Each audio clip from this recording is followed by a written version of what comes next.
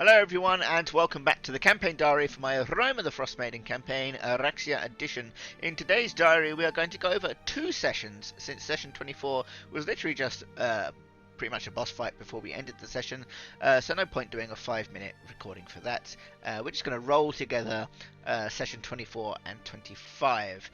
So first off, going from where we left off, the party continue their journey down the path and of the wispy lights left behind by Yukimi no Yoshi, and come to a set of ruins, undoubtedly Inari ruins, from within a sort of pagoda which seemed to make like a central square area for what maybe was once a small settlement.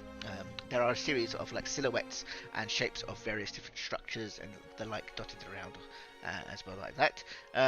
Around there are also frozen bodies of various folk from hunters and commoners and from the village, and Freda even discovers one of them to be a member of her tribe, a young Frody, a boy who she knew to be one that was always eager for adventure.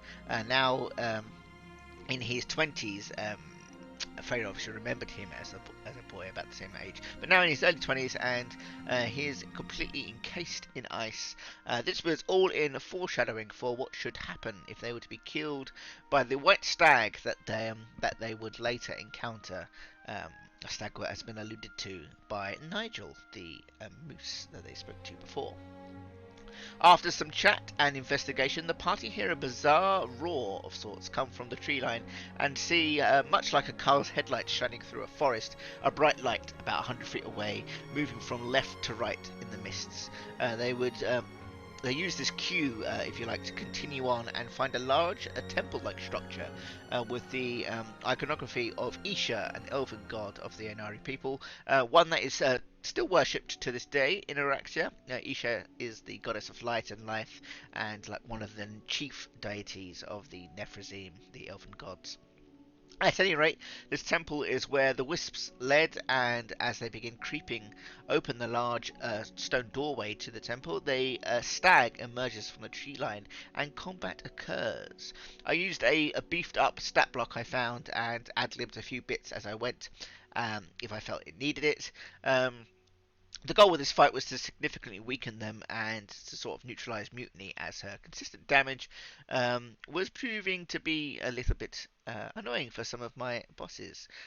So I gave this creature kind of like a blinding light ability that would attempt to blind Mutiny, but she kept passing all her saves, so yes.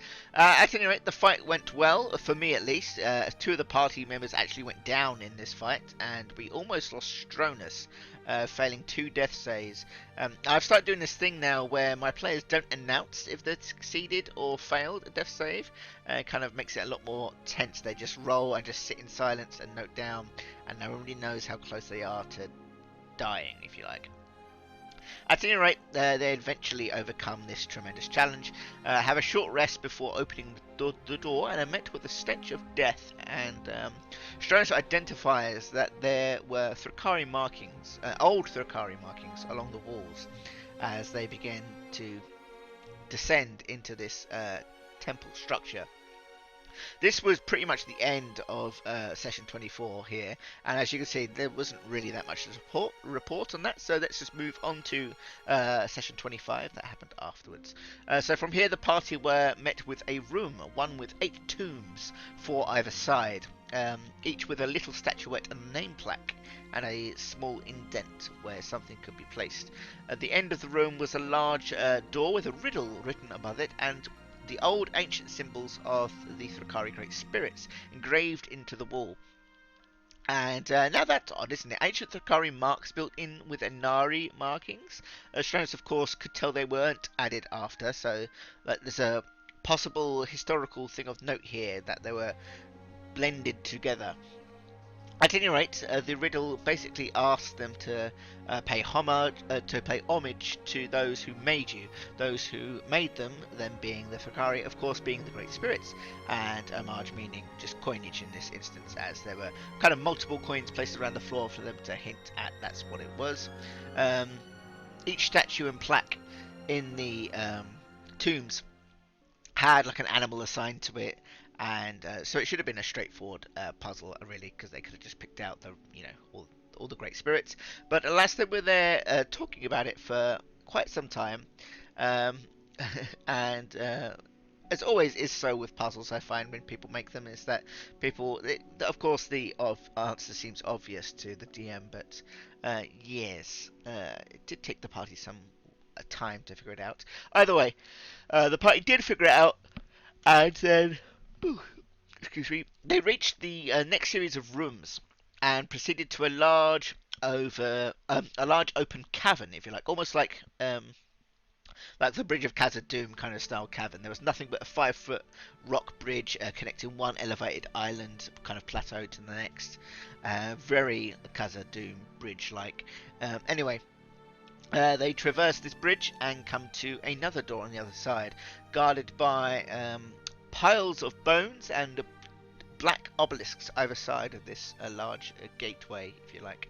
On the door was iconography of kind of like murals of these blue-skinned Inari worshipping a large tree in the center of the door, and the eye of Isha, her symbol, kind of in the middle there as well.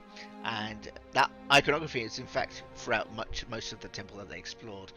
The obelisks also carried this symbol, but they had been scratched out by some claw marks, and it was here that the door's guardian appeared from within the bone pile, a bone naga. Now, I cheated and used a different stat block, but for all intents and purposes, they fought a bone naga, and it's sort of like a giant snake dragon thing made of bones, if people don't know what that is, and it was able to do a lot of damage to them before they eventually put it down.